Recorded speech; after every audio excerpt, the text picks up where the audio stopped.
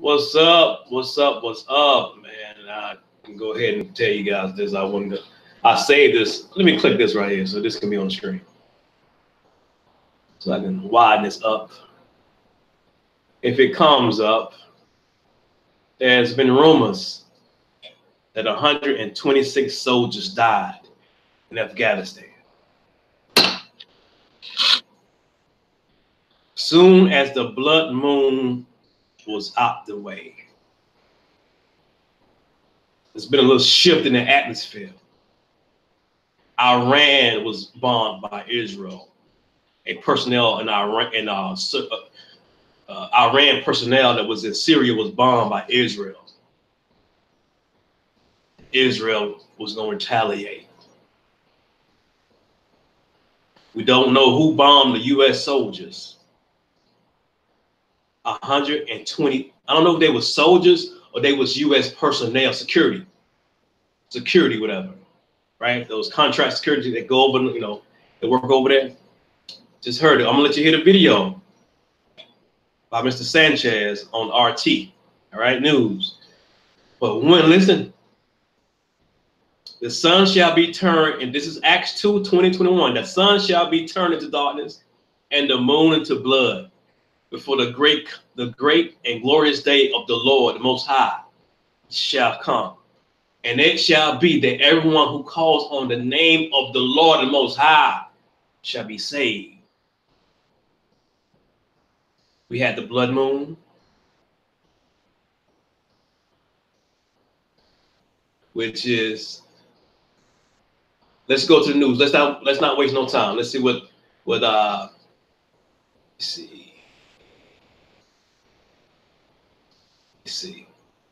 Right here. Is this here?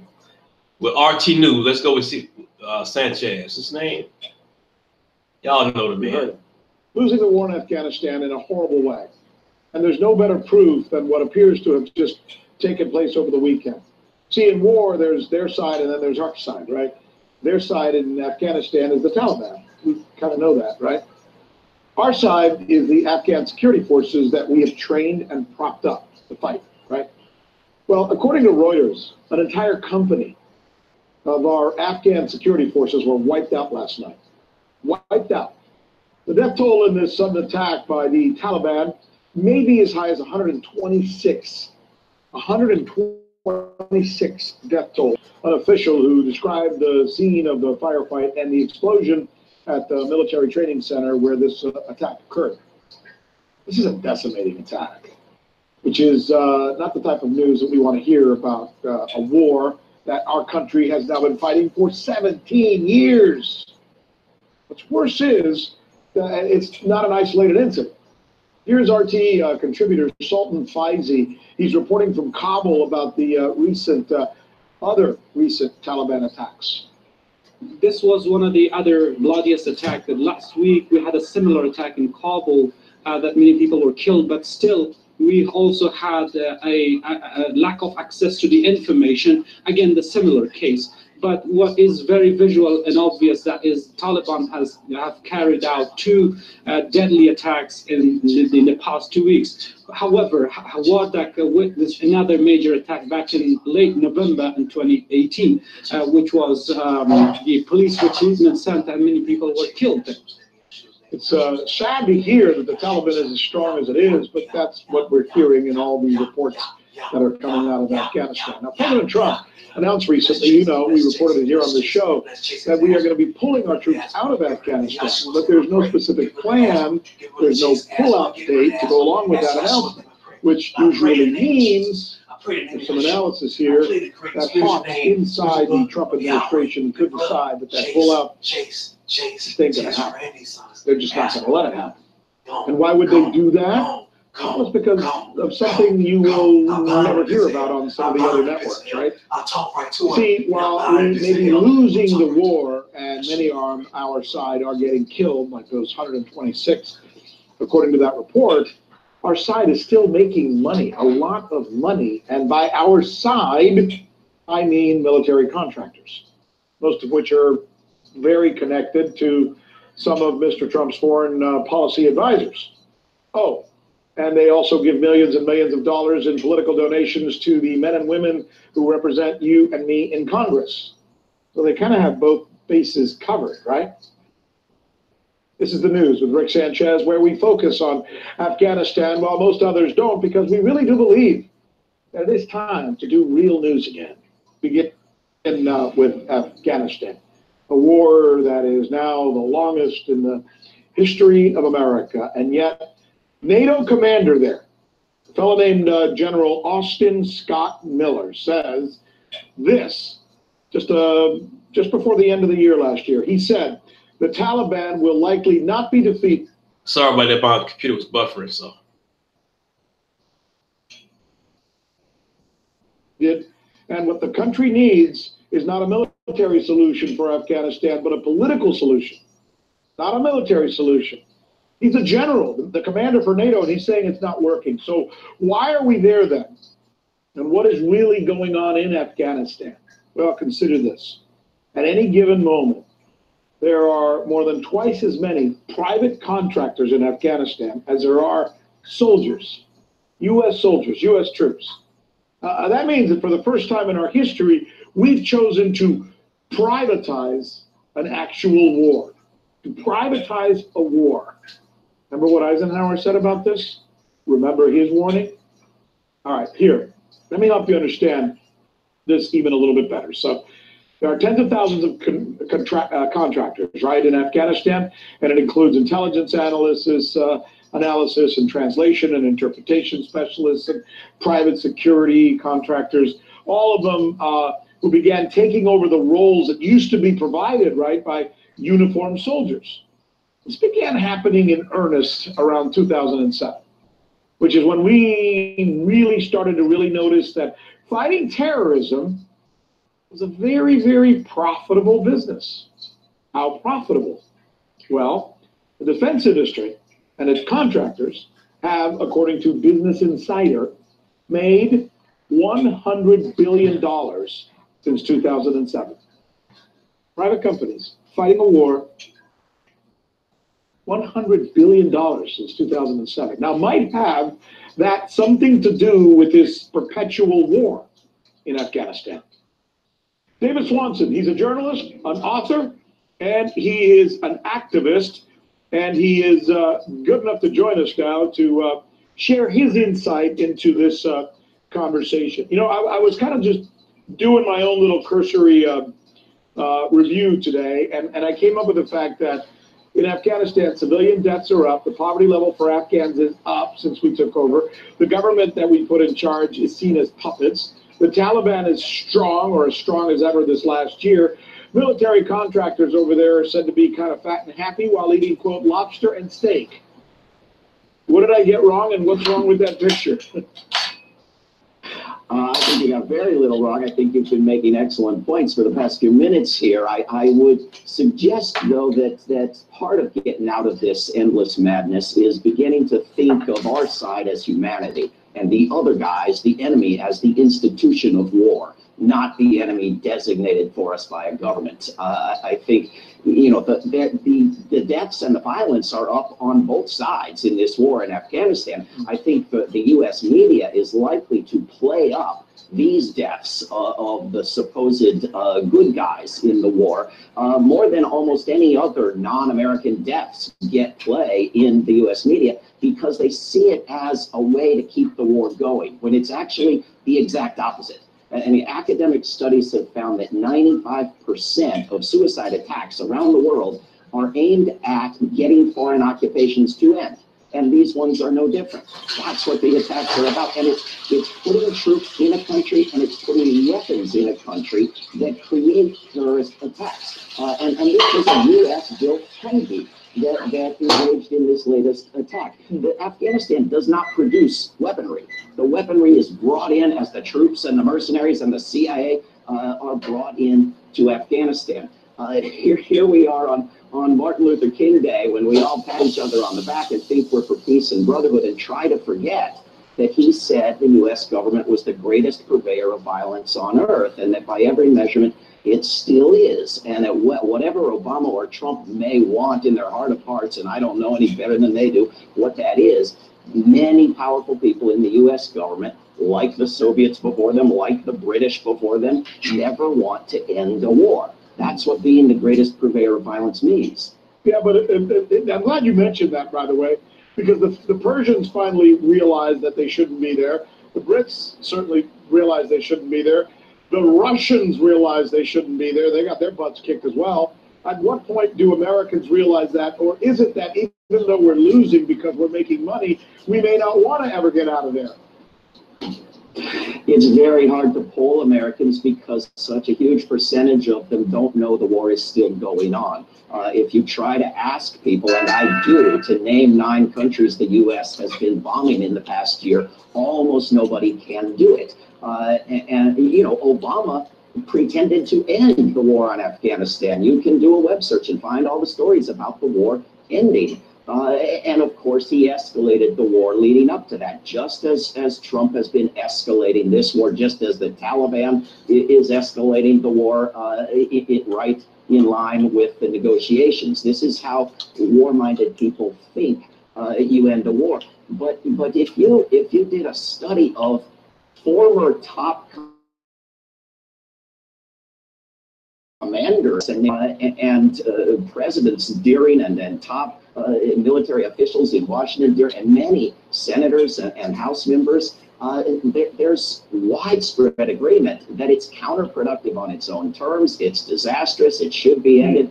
And it was only a year and a half into it, 16 and a half years ago, that you had a majority in the U.S. say it never should have started. What is it about us as Americans? Do we have amnesia or something, or is it just that aside from us, and we try to tell the truth here, but I don't see this report we're doing here, you and I, you couldn't have this conversation on MSNBC. You couldn't have it on Fox News. They're just not going to talk about these things. Does the media lead that amnesia?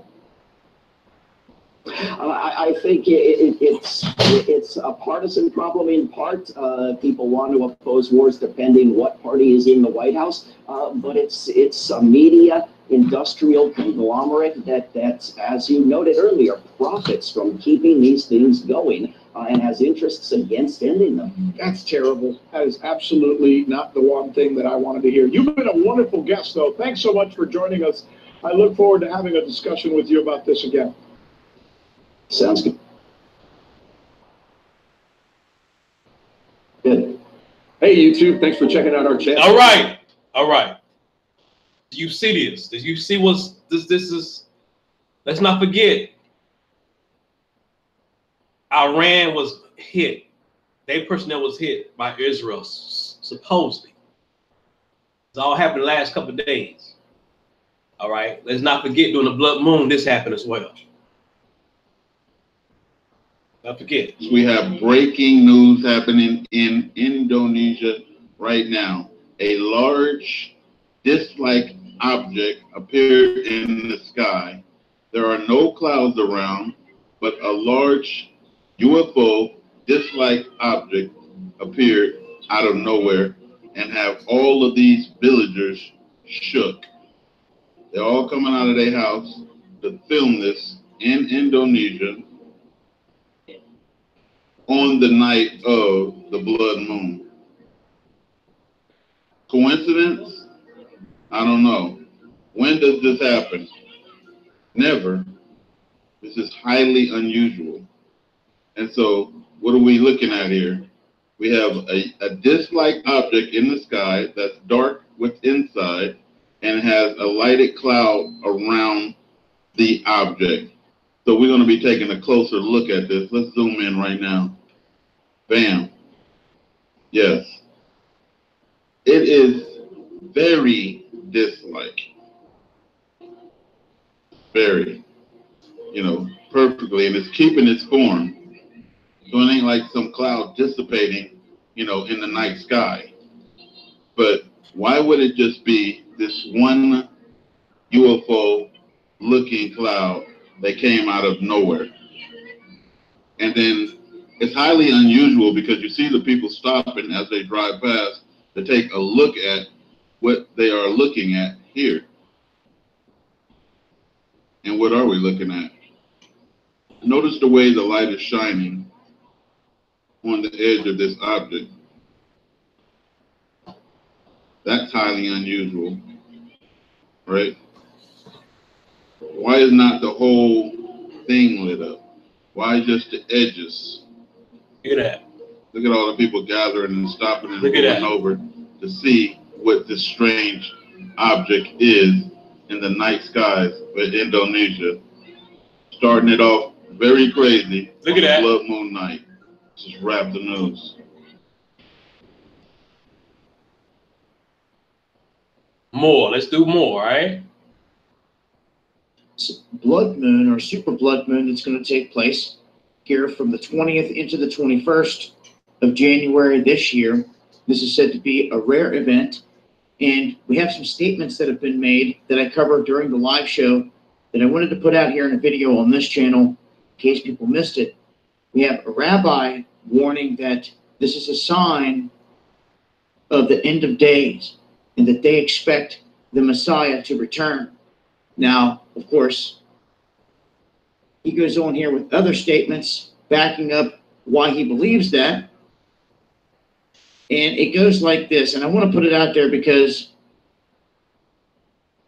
sometimes what you hear these individuals say could be the only little hint or warning that a big organization or guys within a big organization know that something big's going to go down. Now, he says that this lunar eclipse over North America bears a message for the U.S. and Jews. He says it's clearly telling the Jews that they need to come to Israel. This is what he's saying. He says, according to the prophets, the end of days will signal the end of the kingdom of Edom. This is the period that we are entering now. This is what he states. He goes on to say, there will be great tragedies that will bring down governments, great human suffering. Only by doing God's will can tragedies be avoided or lessened. Anyone who is not Jewish can do God's will wherever he is. For the Jews who are still in exile, the only way that they can avoid tragedy is by coming to Israel. If any Jew is waiting for the last moment before leaving, this is it. Do you hear what he said, Hebrews? He said the people that's still in exile. And what Jews are still in exile? The reals. I'm not talking about the Ashkenazi, the Khazars over there that's messing up the land, doing anything they please, bombing every town around them. There's not even those people town and states and countries to begin with. This rabbi is saying, in other words, that those Jews that's over there now is not the real Jews. The one that's the real Jews, which is tribe of Judah, is still in exile. So it's time to pack your bags and leave. You've been warned. The rabbi warned you. America is no more. The great Babylon is about to sink and burn. So this is all biblical, okay? This was in the Bible. This was in the Bible. Let's go to this one right here. One more time. Let's go. Was the blood moon day. So I was out there filming the blood moon. But today is also Martin Luther King Day. So let's get into this a little bit, man. Okay, we know that we are entering the 400-year mark of slavery, right? And we know that we are supposed to be taken back to our land. The arrival of the Hebrew Israelites, listen carefully, slaves was on the third Monday of August 20th, 1619. Again, the third Monday of August 20th, 1619. Moving on. President Ronald Reagan signs a bill in the White House, Rose Garden, designating a federal holiday honoring Martin Luther King Jr. to be observed, guess when? on the third Monday of January. Arrived, third Monday. And this is a sign. We're looking at the signs here. And so with it, Martin Luther King preached, free at last, free at last. You know, God Almighty, free at last, right? Thank God Almighty. Okay.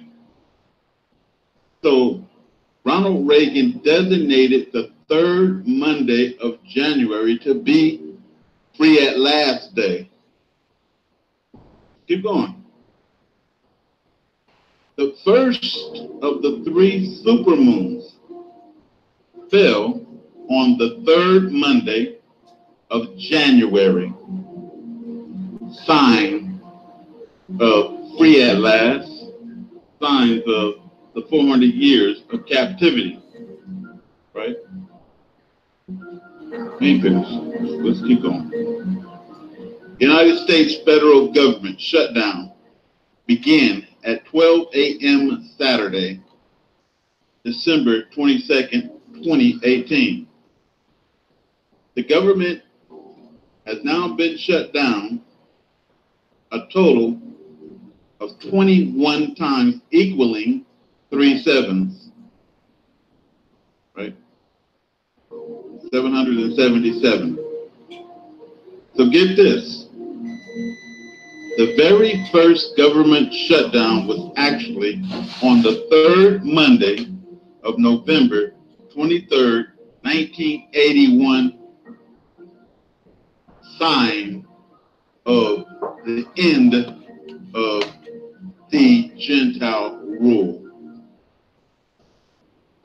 And then no more third Mondays. It probably is, but I'm not going to calculate anymore. But we're going to end with this. Donald Trump was born on a blood moon, Friday, June 14, 1946. And this year, his birthday is on Friday, June 14, 2019. Coincidences? I don't think so.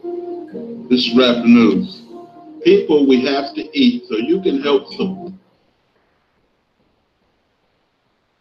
Do you see these things unfolding?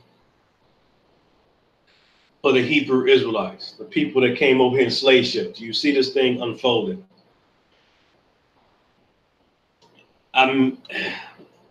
Wake up. Let's go back to this right here. Wake up. Acts 2, 20, 21 verse. The sun shall be turned into darkness and the moon into blood before the great and glorious day of the Lord shall come. And it shall be that everyone who calls on the name of the Lord shall be saved. Those brothers you may not agree with on the corners of those Hebrew Israelites have got the government attention right now. These little students was taunting a Native American elder man with a Make America Great Again hats. The Hebrew Israelite camp, I'm not condoning what they did, but they stepped in and called those little white students out. Then the government, not the government, but the people in that area, I guess the law enforcement or the media started saying that it was the Hebrew Israelites' fault that those young white Make America Again students was taunting the Native American Indian. They blamed everything on the black man, right? They're going to be real surprised when they see the Messiah. Very surprised. I was going to end the video, but I'm not going to end the video right now. There's something I still want you guys to check out. What was it? Here we go. Here we go right here. Look at this.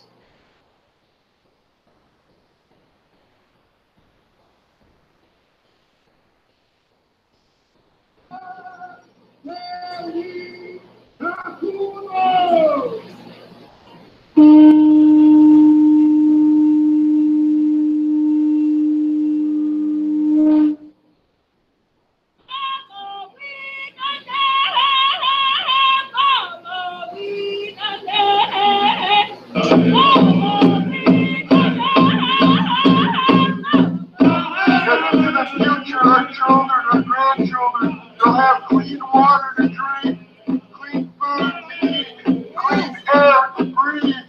We are marching for all our missing and murdered Indigenous relatives. My aunt was murdered in 1996 in front of me. This epidemic has touched our people for 500 years. This is personal. We want justice. We want proper investigations. We want mainstream media to see us and hear us, to cover our Esau, your time is over. stories like they would every story.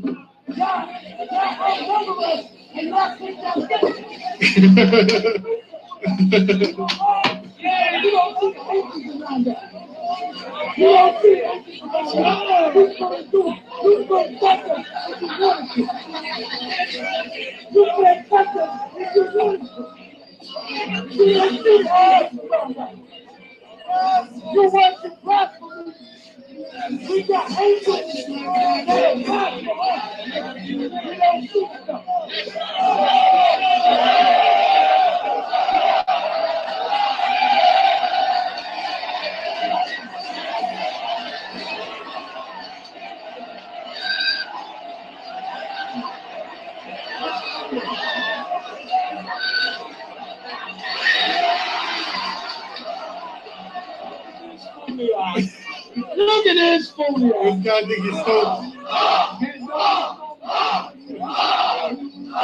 Look at this. You serious?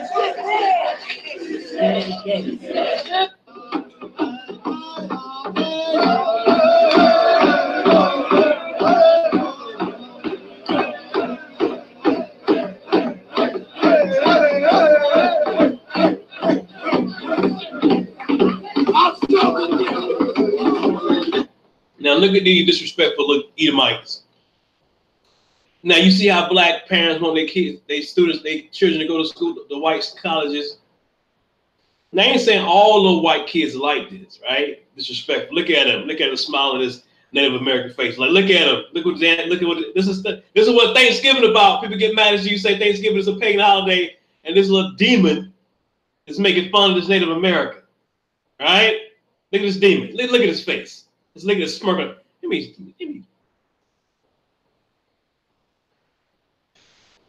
Look at it. Let's look at his smirk on his face. Huh? This is Thanksgiving right here for your Negroes who love Thanksgiving so much and get pissed off when somebody says pagan. That's to go your Thanksgiving right there. This little Edomite is being very disrespectful to this Native American man. It's his people slaughtered them like they did the Hebrew Israelites, the Negroes, for the last 400 years. And he just smirking, just living off European benefits. That's right. Esau, your time is over.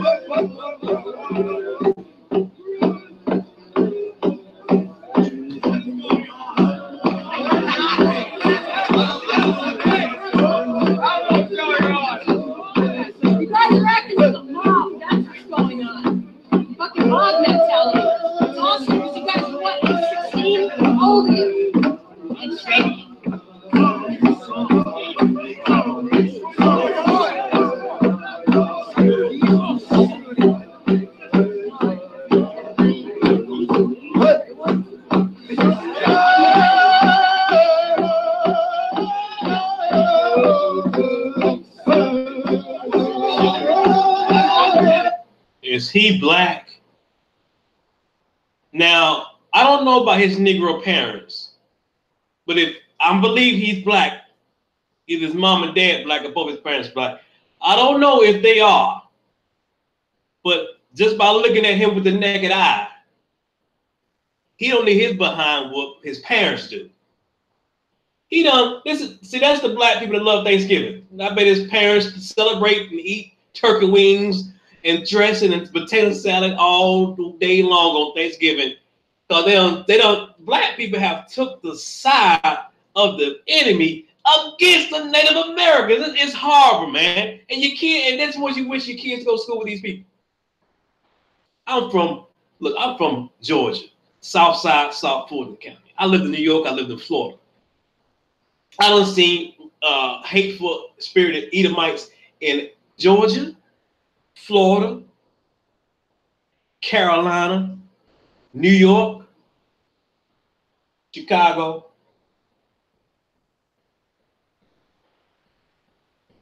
Everywhere you name. Indiana.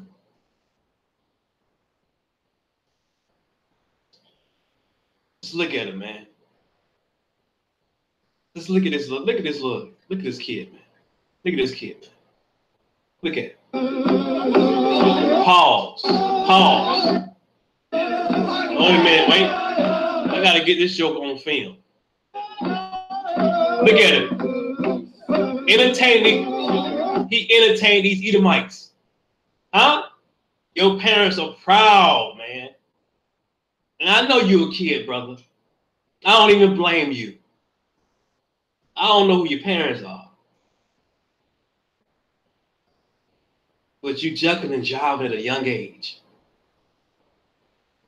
in front of people who later down the line, if they still around, because in my spirit, the Messiah is on his way. And black folks ain't gonna be in America long anyway. At least some of us are not. But for the ones who love to be around your oppressor, look at the seeds you have created.